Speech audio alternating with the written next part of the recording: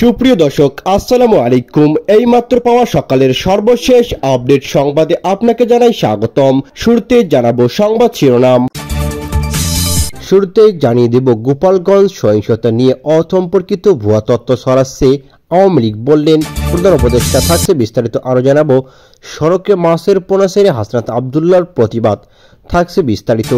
আরও জানাবো শহীদুল আলম আটকের ঘটনায় বৈষম্যবিরোধী ছাত্র আন্দোলনের উদ্বেগ প্রকাশ। থাকছে বিস্তারিত। এবং সবশেষ জানিয়ে দেব কয়েকজন মিলে আইন করলে গণতন্ত্র হয় না, বললেন বিএনপি নেতা মির্জা ফখরুল।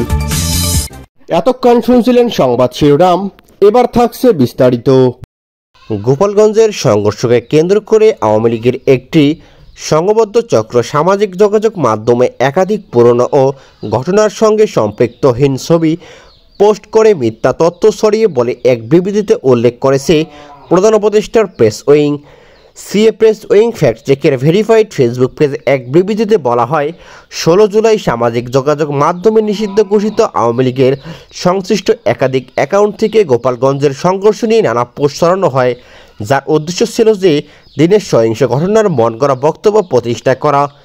বিবৃতিতে আরও বলা হয়, একটি সংগঠিত প্রোপাগান্ডা অভিযানের অংশ হিসেবে প্রভাবশালী আওয়ামী লীগপন্থী পুরনো ও ঘটনার সঙ্গে সম্পৃক্তহীন একাধিক ছবি শেয়ার করেছেন, যা এদিনের সহিংসতার দৃশ্য বলে মিথ্যাভাবে উপস্থাপন করা হয়েছে।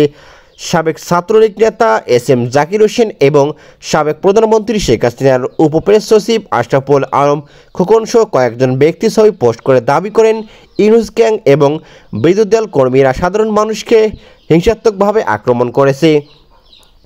একটি ছবিতে দেখা যায় স্থানীয় লোকজন এক আহত কিশোরকে বহন করেছে, পিছনে আগুন জ্বলছে এবং উত্তেজিত জনতা রাস্তায় বিক্ষোভ করেছে। ছবিটি গোপালগঞ্জে ঘটে যাওয়া সহিংসতার নিদর্শন হিসেবে তুলে ধরা হয়েছে। অনুসন্ধানে নিশ্চিত করা হয়ে গেছে যে এই ছবিটি 2024 সালের 10 আগস্টের একটি ভিন্ন ঘটনার আরেকটি বহুল প্রচারিত পোস্ট। দেখা যায় জাকির হোসেন এবং সাবেক প্রধানমন্ত্রী শেখ হাসিনার উপপ্রেস সচিব আশরাফুল আলম খোকন একটি ছবি পোস্ট করেছেন, যেখানে গোয়েন্দা শাখার ডিবি এক কর্মকর্তা বিক্ষোভকারীদের দিকে ছুরি ছুড়েছেন।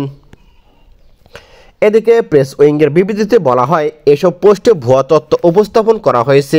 পোস্টে তারা উল্লেখ করে আইনশৃঙ্খলা বাহিনীর সদস্যরা সংঘর্ষের সঙ্গে জড়িয়েছেন এবং এনসিপি নেতাকর্মীদের উস্কানিতে এই সহিংসতা শুরু হয়। এতে বলা হয়, বাস্তবতা হলো ছবিটি 2022 সালের 8 ডিসেম্বর নারায়ণগঞ্জ বিএনপি সমাবেশের সময় দেখা যায় ডিবি কর্মকর্তা কনককে জনতার দিকে গুলি ছুটতে দেখা যায়।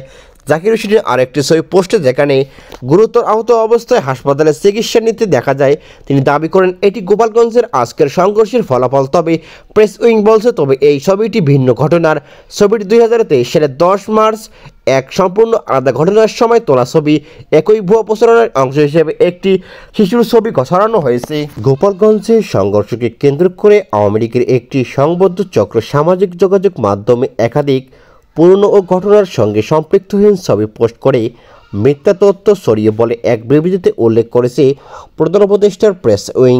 গতকাল সিএ প্রেস উইং ফ্যাক্ট চেকের ভেরিফাইড ফেসবুক পেজে এক বিবৃতিতে বলা হয়, 16 জুলাই সামাজিক যোগাযোগ মাধ্যমে নিষিদ্ধ ঘোষিত আওয়ামী লীগের সংশ্লিষ্ট একাধিক অ্যাকাউন্ট থেকে গোপালগঞ্জের সংঘর্ষ নিয়ে নানা পোস্ট ছড়ানো হয়েছে, যার উদ্দেশ্য ছিল যে এদিনের সহিংস ঘটনার মন গড়া বক্তব্য প্রতিষ্ঠা করা। বিবৃতিতে আরও বলা হয়, একটি সংগঠিত প্রোপাগান্ডা অভিযানের অংশ হিসেবে প্রভাবশালী আওয়ামী লীগ কুমিল্লা দেবিদ্বারে খানাখন্দে ভরা সড়কের দুর্ব্যবস্থার কোনো প্রতিকার না হওয়ায় সড়কের গর্তে মাছে পোনা ছেড়ে অভিনব প্রতিবাদ জানিয়েছে জাতীয় নাগরিক পার্টির এনসিপি দক্ষিণাঞ্চলের মুখ্য সংগঠক হাসনাত আবদুল্লাহ।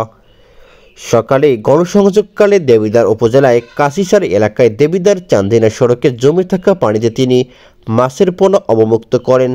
জানা গেছে, দেবিদ্বার চান্দিনা সড়কটি শুধু দুটি উপজেলার সংযোগ সড়কই নয়, এটি ঢাকা চট্টগ্রাম ও কুমিল্লা সিলেটের মহাসড়কের সঙ্গে সংযুক্ত। ফলে এই সড়কটি এলাকার মানুষের জন্য অত্যন্ত গুরুত্বপূর্ণ একটি সড়ক। কিন্তু দীর্ঘদিন ধরে প্রায় 14.5 কিলোমিটার দীর্ঘ এই সড়কটি সংস্কার না হওয়ায় অসংখ্য বড় বড় গর্ত পরিণত হয়েছে। এতে সড়কটি চলাচলের সম্পূর্ণ অনুপযোগী হয়ে পড়েছে। অল্প বৃষ্টিপাতেই এসব গর্তে পানি জমে যায়। চরম ভোগান্তিতেই দেখা যায় যানবাহন চলাচলে দুর্ঘটনায় প্রাণহানির ঘটনা ঘটেছে ইতিমধ্যে। এই অবস্থায় প্রতিবাদ জানিয়ে সড়কে জমে থাকা পানিতে মাছের পোনা ছেড়েছেন এনসিপির নেতা হাসনাত আব্দুল্লাহ। দেশে গণতন্ত্র ফিরিয়ে আনার একমাত্র পথ নির্বাচন বলে মন্তব্য করেছেন বিএনপির মহাসচিব মির্জা ফখরুল ইসলাম আলমগীর। তিনি বলেছেন, যতই সংস্কার করি, বুদ্ধিজীবী মিলে কৌশল আবিষ্কার করার চেষ্টা করি, কিন্তু নির্বাচনের মাধ্যমে নির্বাচিত সরকার প্রতিষ্ঠা না করা পর্যন্ত গণতন্ত্র ফিরিয়ে যেতে পারবে না। গণতান্ত্রিক ব্যবস্থা ফিরে যাওয়ার জন্য একমাত্র পথ সুষ্ঠু, অবাধ ও নিরপেক্ষ নির্বাচন। গণতন্ত্রের জন্য আর বিকল্প কোনো পথ নেই। কয়েকজন মিলে আইন করলে গণতন্ত্র হয় না। এদিকে শুক্রবার রাজধানীর ইঞ্জিনিয়ার্স ইনস্টিটিউটে এক আলোচনা সভায় তিনি এসব কথা বলেছেন।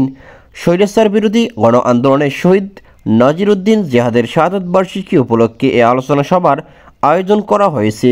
আলোচনায় অংশ নেন 90-এর গণ অভ্যুত্থানের নেতৃত্বদানকারী সর্বদলীয় ছাত্র ঐক্যের নেতারা। বিএনপির মহাসচিব, বাংলাদেশের মানুষ গণতন্ত্রকামী, স্বাধীনতাকামী। তারা বারবার লড়াই করেছে, সংগ্রাম করেছে, রক্ত দিয়েছে স্বাধীনতার জন্য। দুর্ভাগ্য হচ্ছে যে সেই লড়াই মানুষ বারবার হোঁচট খেয়েছে। যতবার হোঁচট খেয়েছে ততবার উঠে দাঁড়িয়েছে এবং আন্দোলন ও সংগ্রামের মধ্য দিয়ে বিজয় অর্জন করেছে। তিনি বলেন, দানব হাসিনা দেশের সব কিছু তছনছ করে দিয়েছে। দেশের বিচার ব্যবস্থা, প্রশাসন, নির্বাচন ব্যবস্থা, আমাদের অর্থনীতি, স্বাস্থ্য, শিক্ষা ব্যবস্থা ও সব জায়গায় সে তছনছ করে দিয়েছে। মির্জা ফখরুল আরও বলেন, কিছু কিছু মানুষ বা সংগঠন জুলাই আন্দোলনকে নিজেদের আন্দোলন বলে দাবি করেন। গণতন্ত্রের জন্য বিএনপি দীর্ঘ সময় ধরে লড়াই করেছে।